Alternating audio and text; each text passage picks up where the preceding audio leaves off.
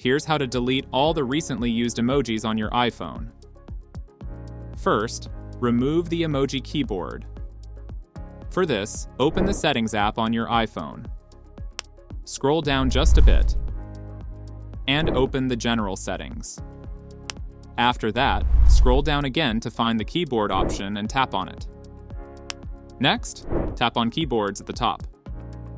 You'll see the emoji keyboard listed there.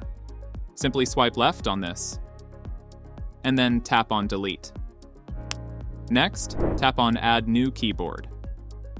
Here, search for the emoji keyboard and add it back.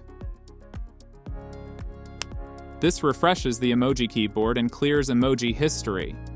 If the recently used emojis aren't completely cleared, reset the keyboard dictionary. Once again, open the Settings app. Look for General Settings and open it. Scroll all the way down and tap on Transfer or Reset iPhone. Then select Reset. A few options will appear.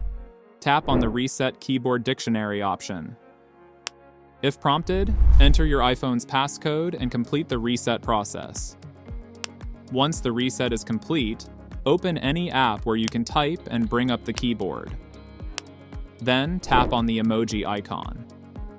You'll notice that the keyboard has started from factory default, and all your recently used emojis should now be cleared. And that's it.